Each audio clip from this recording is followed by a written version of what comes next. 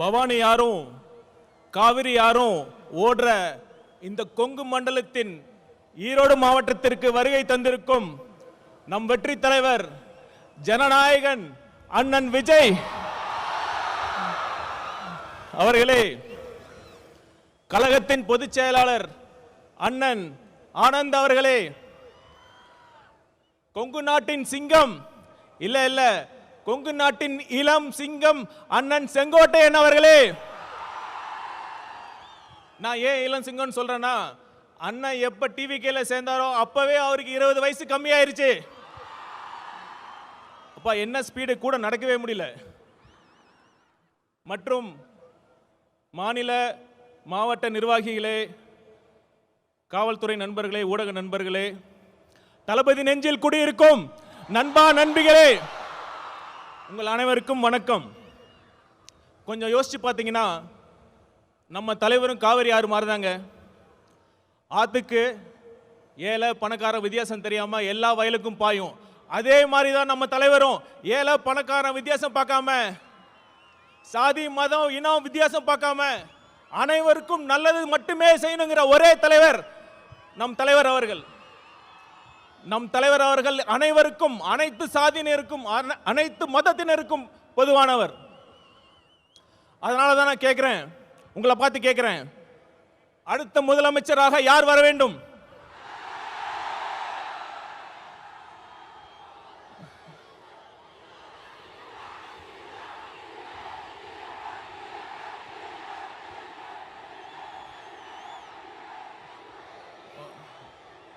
அதோட முக்கியமான கேள்வி, ஏன் நம் வெற்றி தலைவர் முதலமைச்சராக வர வேண்டும்? நம்ம தலைவர் எதுக்கு அரசியலுக்கு வந்தாரு? பணத்துக்காகவா? பதவிக்காகவா? இல்ல புகழுக்காகவா? இதையெல்லாம் போதும் போதுன்னு திகற்ற அளவுக்கு அவர் பார்த்தாச்சு. அவரோட நெருங்கி பழகியவன் என்ற முறையில் சொல்றேன், அவர் வரத்துக்கான ஒரே நோக்கம், தனக்கு பணம் பேர் புகழ் எல்லாம் கொடுத்த இந்த தமிழ்நாட்டுக்கும் தமிழக மக்களுக்கும் ஏதாவது நல்லது செய்யணுங்கிற ஒரே நோக்கத்துக்காக தான். அந்த நம்பிக்கை என்கிட்ட ஆழமா இருந்ததுனால தான் அண்ணன் சொன்ன மாதிரி என் ஐஆர்எஸ் பதவியை, நான் கஷ்டப்பட்டு படிச்ச ஐஆர்எஸ் பதவியை தூக்கி எறிஞ்சிட்டு அண்ணன் பக்கத்தில் நிக்கிறேன். அந்த நம்பிக்கை உங்ககிட்ட இருக்குல்ல?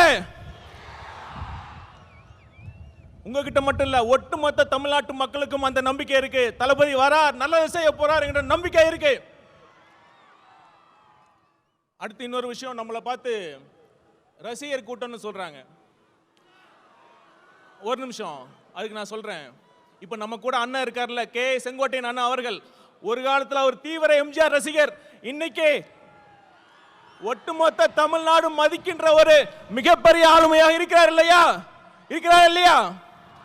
அதே மாதிரி இந்த ரசிகர் கூட்டத்தில் இருந்து இன்னும் எத்தனை செங்கோட்டையன் வரப்போகிறார்கள் என்பதை பாருங்கள். ஆனா ஒண்ணுங்க, ரசிகர் கூட்டமா கூட இருந்துடலாம், ஆனா அந்த திமுக மாதிரி கொள்ளையடிக்கிற கூட்டமா, சுயநல கூட்டமா மட்டும் இருக்கவே கூடாது. சரி, ஒரு சீரியஸான விஷயத்தை பத்தி நான் பேசுறேன். பகுத்தறிவு பகலவன் தந்தை பெரியார் பிறந்த மண்ணில், இந்த ஈரோடு மண்ணில் அது பேசுறது ரொம்ப பொருத்தமா இருக்கும். 1916ஆம் ஆண்டு நீதி கட்சி தொடங்குறப்ப அது முக்கியமான நோக்கம் என்ன தெரியுமா? 3% மட்டுமே இருந்த ஒரு குறிப்பிட்ட சாதியினர் முக்கால்வாசி அரசு பணியிடங்களை ஆக்கிரமிச்சிருந்தாங்க.